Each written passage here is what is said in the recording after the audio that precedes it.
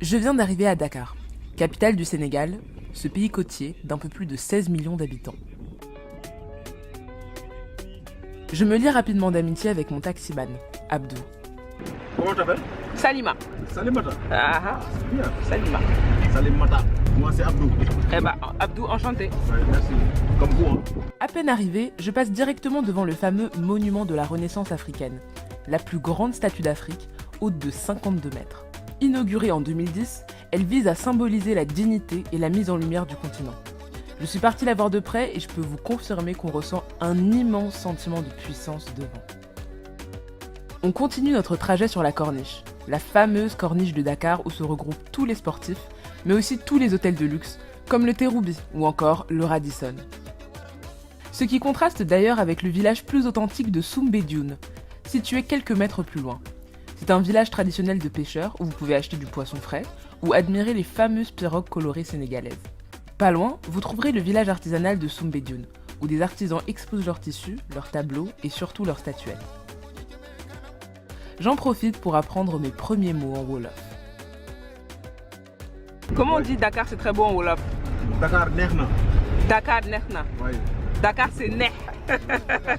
Nous continuons vers le plateau, le quartier administratif de Dakar. Ici, on retrouve toutes les grosses institutions, comme la BCEAO, le ministère des Affaires étrangères, la place de l'Indépendance, et pas très loin, le palais présidentiel, actuellement occupé par Macky Sall, qui n'est pas en très bonne position. Car en effet, j'arrive pile au moment de la fameuse affaire Sonko et du mouvement historique Free Sénégal. Laissez-moi vous expliquer. Début février, l'opposant Ousmane Sonko, un des adversaires principaux de Macky Sall, a fait l'objet d'une plainte pour viol déposée par une employée de salon de massage. Ousmane Sonko a tout de suite dénoncé un complot et une atteinte à la démocratie, soupçonnant le gouvernement d'essayer de le neutraliser pour les prochaines présidentielles. Le 3 mars, Sonko s'est rendu au tribunal où il était convoqué pour cette affaire. Le problème, c'est que des affrontements éclatent entre les forces de l'ordre et le cortège de Sonko. Pour cette raison, Sonko est arrêté et détenu pour trouble à l'ordre public. La tension monte et la répression des forces de l'ordre devient de plus en plus agressive. Dans la nuit, des applications sont censurées, le réseau est diminué, les chaînes de télé censurées. Ce qui a amené les internautes sénégalais à créer le mouvement Free Sénégal, pour dénoncer le manque de démocratie et de liberté d'expression dont faisait preuve l'État sénégalais. Mais par la suite, le mouvement a surtout englobé les frustrations sociales et économiques d'un pays en crise, d'une jeunesse totalement délaissée par le gouvernement, mais aussi d'une ingérence de la France dans les affaires du pays. Des Auchans sont d'ailleurs pillés et vandalisés en guise de symbole. Quelques jours plus tard, le président finira par s'adresser à son peuple et tenter d'apaiser la situation, en abaissant notamment le couvre-feu du Covid qui freinait toute la population. Mais le mal est déjà fait. Une dizaine de Sénégalais sont morts pendant ces manifestations lors d'affrontements avec les forces de l'ordre. Une vraie catastrophe dans ce pays où les manifestations de ce genre se font extrêmement rares. J'ai envie de rencontrer des locaux, d'avoir leur avis et leur vécu sur tout ça. Alors sans hésiter, je grimpe sur une péniche et je pars à seulement 400 mètres de Dakar, sur une île qu'on m'a dit très authentique, l'île de Ngor.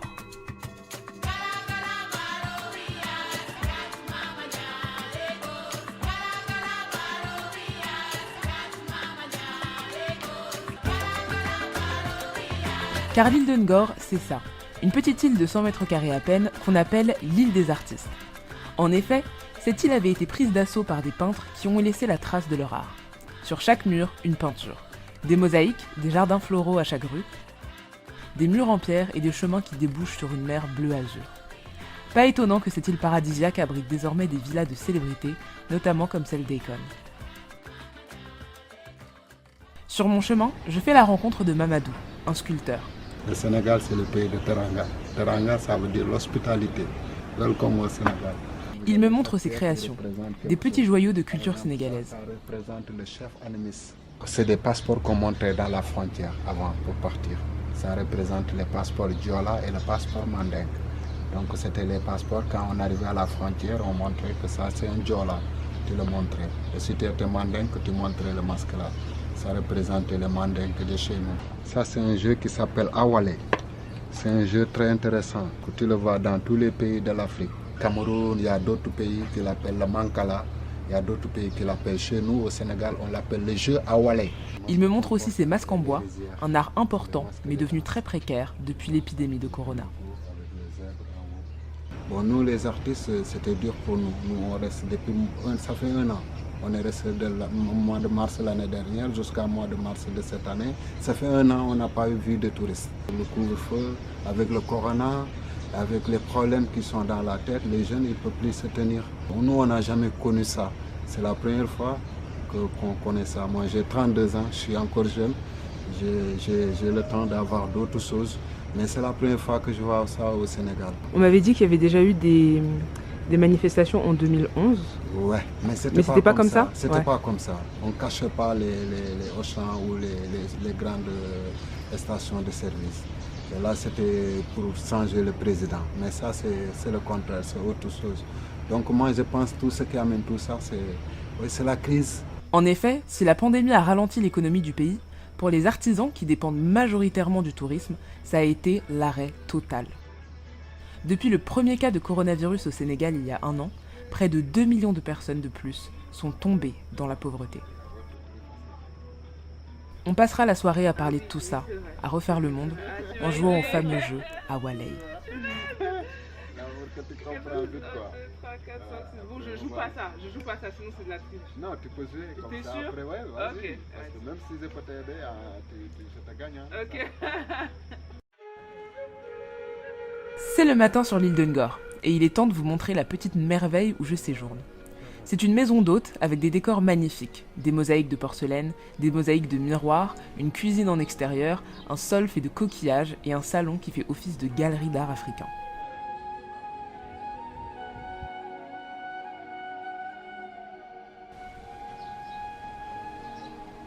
Un vrai petit paradis insoupçonné. Je reçois d'ailleurs un message du gérant, Matar, qui souhaiterait me parler. Il a appris que je faisais un reportage sur le Sénégal et il souhaite justement dénoncer l'hypocrisie des médias.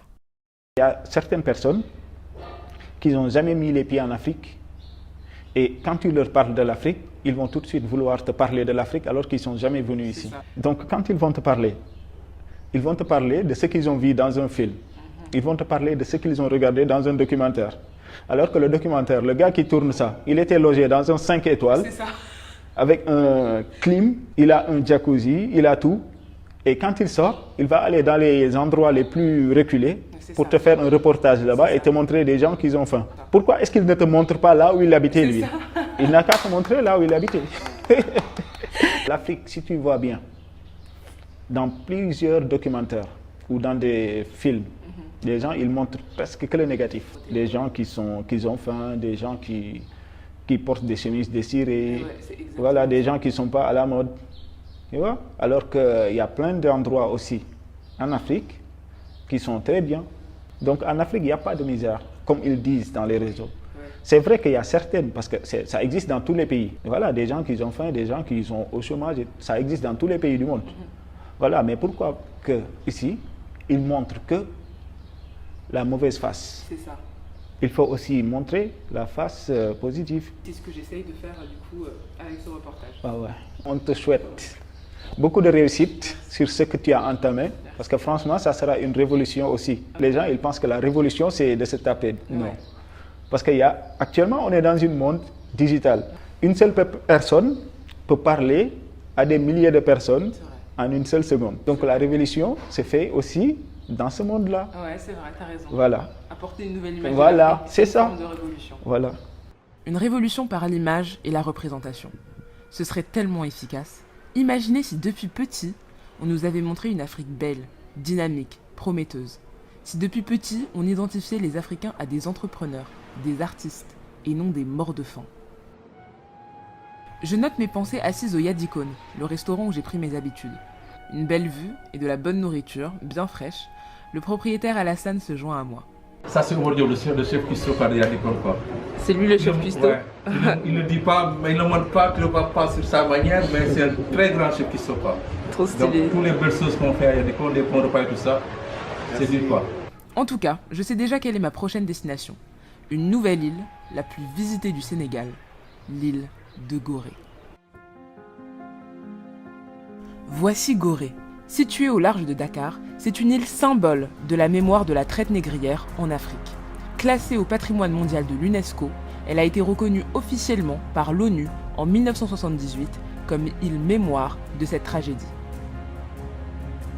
Car en effet, Gorée est connue pour ses peintres de sable, mais aussi et surtout pour la Maison des Esclaves, la dernière esclaverie en date à Gorée. C'est un lieu de mémoire incontournable à visiter au Sénégal.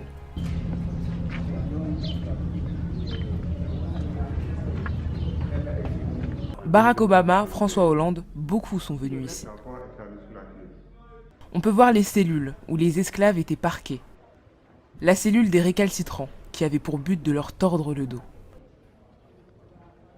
Et la triste porte du voyage sans retour, par laquelle on les embarquait de force, en mer, pour rejoindre des plantations au Brésil, en Amérique ou en Europe.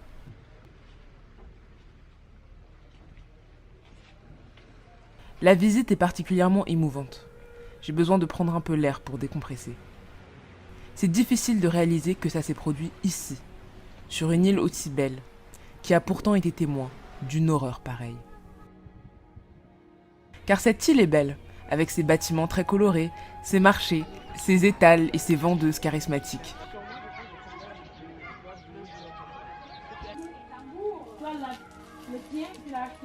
Une ambiance paisible y règne.